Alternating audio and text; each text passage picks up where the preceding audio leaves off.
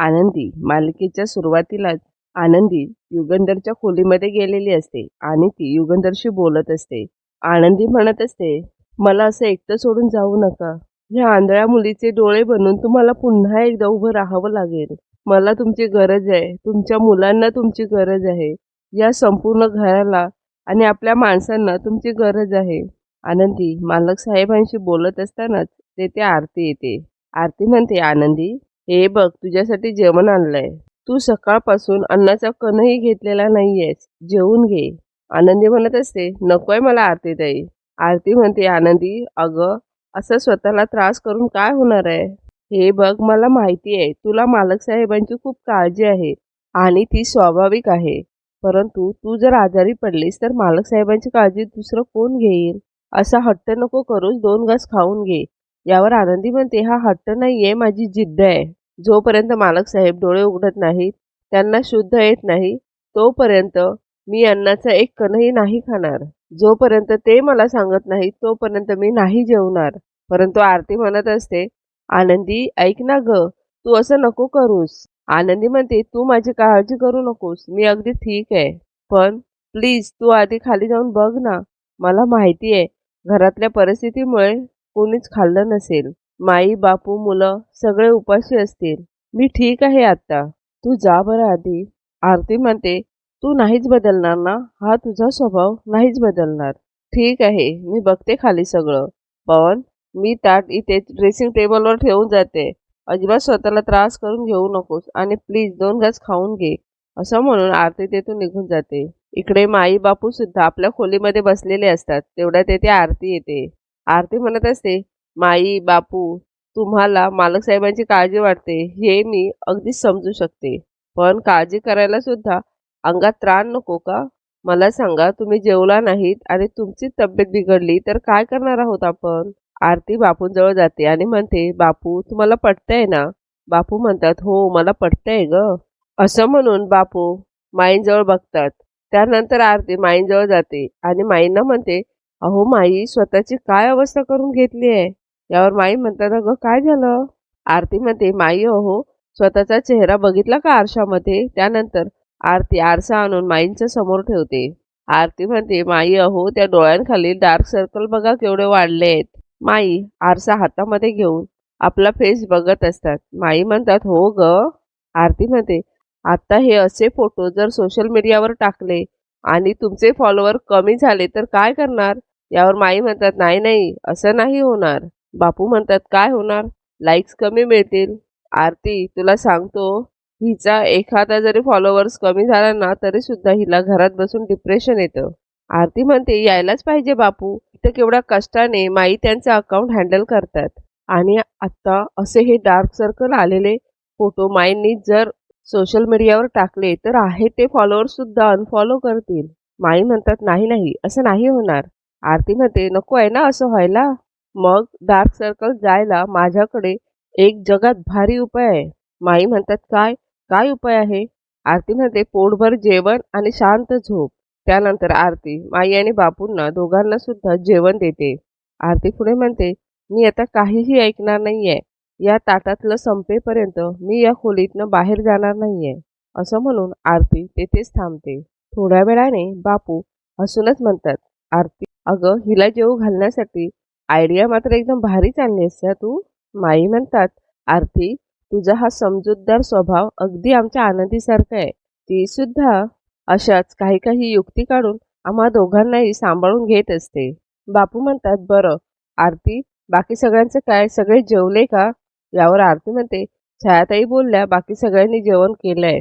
तुम्ही काही काळजी नका करू. यावर माई म्हणतात, अगं पण पृथ्वी, तो जेवला का? बापू म्हणतात, तो नक्कीच जेवला नसेल. जेव्हा तो प्रचंड रागामध्ये किंवा टेन्शनमध्ये असतो तेव्हा तो अन्नाला शिवत सुद्धा नाही. लहानपणापासूनच त्याची सवय आहे. माई म्हणतात, हो. त्यानंतर माई आरतीला म्हणतात, आरती जरा बघशील का तो जेवलाय की नाही ते? अगं तो जेवला नाही ना तर त्याला एवढी हायपर ॲसिडिटी होते की त्याचं डोकं दुखायला लागतं. अगं तू जरा जाऊन बघ ना आणि नसेल जेवला तर बळजबरी जेवायला घाल. पुढे माई म्हणतात, घालशील ना? आरती म्हणते, तुम्ही तर मला वाघाच्या पिंजऱ्यातच पाठवायला लागलायत. काही बोलायला गेलं की असं वस्कन अंगावर येतो. यावर बापू म्हणतात, अगं मग घाबरतेस काय?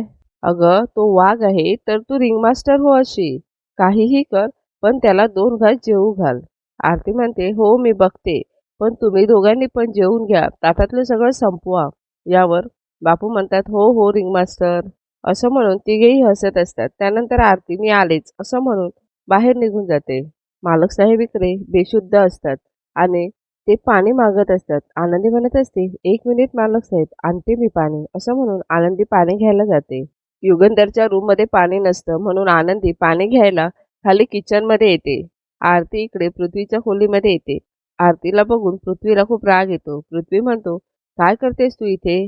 यावर आरती म्हणते, मी जेवण आणलंय, जेवून घे. हे बघ मला भूक नाहीये आणि मला मिस्टर निंबाळकरांच्या रूममध्ये सुद्धा जायचंय आणि तसंही डॉक्टरांनी सांगितलंय की सतत त्यांच्याबरोबर कोणी ना कोणी थांबलं पाहिजे. आरती म्हणते, आनंदी आहे त्यांच्याबरोबर, तू काळजी करू नकोस, प्लीज 2 घास खाऊन घे. यावर पृथ्वी म्हणत असतो, अगं मला नाही आहे भूक. आरती म्हणत असते, जेवून घे. पृथ्वी म्हणतो, अगं मला नको आहे ना, काय आहे ही जबरदस्ती? आरती म्हणते, हां आहे जबरदस्ती, जेवून घे, नाहीतर सकाळी काय ते हायपर ॲसिडिटी होते तुला. पृथ्वी म्हणतो, तुला कसं माहीत? आरती म्हणते, या घरातली सिक्रेट एजंट आहे ना मी. प्रत्येक गोष्टीची खडानखडा माहिती असते मला. नखरे करू नकोस, जेवून घे. पृथ्वी म्हणतो, मला जेवायचं नाहीये, मी सांगतोय ना. त्यानंतर आरती पृथ्वीच्या खोलीचा दरवाजा आतून बंद करते. पृथ्वी म्हणत असतो, ए काय चाललंय काय? आरती म्हणते, आता पहिल्यांदा जेवून घ्यायचं आणि मगच बाहेर जायचं. आरती म्हणते, हे बघ मला माईंनी सांगितलंय तुझ्या जेवणाचं बघायला, त्यामुळे शांत बस आणि गपचूप जेवून घे. पृथ्वी म्हणतो, तू माझ्याच रूममध्ये येऊन माझ्याच रूमला कडी घालून मला ब्लॅकमेल करतेस जेवायला? आरती म्हणते, हो करणार आहे. चल जेवून घे. यावर पृथ्वी म्हणतो, मला नाही जेवायचंय. आणि हे बघ मला फोर्स करणारी लोक अजिबात आवडत नाहीत. आरती म्हणते, आणि मला उगाचच भाव खाणारी माणसं अजिबात आवडत नाहीत. तसंही अन्न तुझ्या पोटात जाणार आहे, माझ्या नाही. पृथ्वी म्हणतो, पण मला नाही जेवायचंय. हे बघ मी कोणाच्याही जबरदस्तीला बळी पडत नाही. यावर आरती म्हणते, जेवावंच लागेल कारण दुसरा पर्यायच नाहीये. पृथ्वी म्हणतो, नाही जेवत. त्यानंतर पृथ्वी आपल्या बेडवर जाऊन बसतो. पृथ्वी विचारत असतो, काय करशील? आरती म्हणते, मी पण बघतेच कसा जेवत नाही ते. असं म्हणून आरती पृथ्वीच्या समोरच सोफ्यावर बसते. आरती आणि पृथ्वी दोघेही थोड्या थोड्या वेळाने एकमेकांजवळ बघत असतात. आनंदी इकडे युगंधरला पाणी घेऊन आलेली असते. त्यानंतर ती युगंधरला पाणी पाजते. आरती इकडे विचार करत असते. पृथ्वी मात्र आपल्या बेडवर गप्पपणे बसलेला असतो. आरती म्हणते, ह्या ताटातल्या चपातीला तुझ्याच एवढा राग आलाय की? पृथ्वी म्हणतो, डोक्यावर पडली आहेस का? चपातीला कसा राग येईल? आरती म्हणते, अरे बघ ना कशी फुगून बसली आहे तुझ्यासारखी. असं म्हणून आरती हसत असते. पृथ्वी मात्र आरतीला उगाचच हसून दाखवत फनी असं म्हणतो. पृथ्वी पुढे म्हणतो, हे हिडन टॅलेंट आहे का तुझं? आरती म्हणते, हो. पृथ्वी म्हणतो, हिडनच राहू देत मग. नाही, जगाला या जोक्सची काहीच गरज नाहीये कारण. आरती म्हणते, जोक चांगला की नाही ते समोरच्याच्या मूडवर डिपेंड असतं. पृथ्वी म्हणतो, आता मी खरंच खूप दमलोय, प्लीज प्लीज मला त्रास नको देऊस. आरती म्हणते, मग जेवून घे ना. आरती म्हणते, मग ठीक आहे, अजून एक जोक सांगते, मग नक्की फ्रेश होशील. पृथ्वी लगेच उठतो. आरती म्हणत असते, ये ये जेवतोयस, ये जेव जेव. पृथ्वी उठतो आणि आपल्या कानामध्ये इयरफोन टाकतो. आरती पुन्हा खुर्चीवर बसते. पृथ्वी जेवण्यासाठी काय करावं हे आरतीला काही कळतच नसतं. मायबापू इकडे युगंधरच्या रूममध्ये येतात आणि आनंदीला युगंधरच्या तब्येतीबद्दल विचारत असतात. आनंदी म्हणते, माई बापू, आत्ताच मालक साहेबांना थोडी शुद्धी आली होती, त्यांनी पाणी पण मागितलं, मी पाणी दिलं. माई म्हणते, हो का? देवच पावला म्हणायचं. म्हणजे युगंधरला हळूहळू शुद्धी येते, हो ना? आनंदी हो म्हणते. इतक्यात तेथे शिल्पा आलेली असते. शिल्पा जोरानेच म्हणते, आनंदी. बापू म्हणत असतात, शिल्पा मी काय म्हणतो? यावर शिल्पा म्हणते, बापू एकही शब्द बोलू नका. शिल्पा आनंदीजवळ जाते आणि आनंदीला म्हणत असते, तुझी हिंमत कशी झाली इथे येण्याची? माई म्हणते, शिल्पा अगं आत्ताच आनंदीने त्याला पाणी दिलं आणि हळूहळू तो शुद्धीवर येतोय. शिल्पा म्हणते, युगंधरची जी अवस्था झाली आहे ना ती हिच्यामुळे झाली आहे आणि त्याला पाणी देण्यासाठी आम्ही आहोत त्याचे सख्खे, तुला गरज नाहीये. आणि तुला मी स्पष्ट सांगितलं होतं ना स्वयंपाकघराच्या बाहेर पाऊल नाही ठेवायचं म्हणून. मग का तू इथे आलीस? मला तू इथे त्याच्या आजूबाजूला नको आहेस. चल निघ इथून, चल आत्ताच्या आत्ता निघ इथून. आनंदी म्हणत असते, शिल्पाताई, प्लीज मला त्यांच्या बाजूला बसू द्या. मी काहीही त्रास देणार नाही. मी काही बोलणार सुद्धा नाही. फक्त मला त्यांच्या शेजारी बसू द्या. यावर शिल्पा म्हणते, बस आता मला तुझं नाटक नाही बघायचंय. तू निघतेस की नाही? त्यानंतर शिल्पा आनंदीचा हात पकडते आणि म्हणते, चल इकडनं. शिल्पा आनंदीचा हात पकडून आनंदीला ओढत नेत असते. इतक्यात मालक साहेब आनंदीचा दुसरा हात पकडतात. हे बघून शिल्पाला धक्काच बसतो. माई म्हणतात, शिल्पा, अगं युगंधरने तिचा हात धरलाय. युगंधर म्हणत असतो, समिधा, समिधा, अगं आज कारखान्यामध्ये काही लोकांनी मला इंग्रजी येत नाही म्हणून चिडवलं. मी बाजारातनं सगळी इंग्लिश शिकण्याची पुस्तकं आणली आहेत. आता त्यांना दाखवतोच मी. फडाफडा इंग्लिश बोलेन ना तर सगळे गप बसतील. उद्यापासनं माझी इंग्रजीची शिकवणी सुरू होईल. शिकवशील ना मला? मला खूप मोठा माणूस बनायचं आहे. एकदा इंग्रजी फडाफड बोलायला लागलो की खूप मोठी मोठी कामं मिळतील मला. खूप श्रीमंत व्हायचं आहे, ज्यामुळे मी तुमच्या सगळ्यांची व्यवस्थित काळजी घेऊ शकेन. तुझी, तुझ्या आईबाबांची, आपल्या मुलांची, शिल्पाताईची, अख्ख्या गावाची काळजी घ्यायची आहे मला.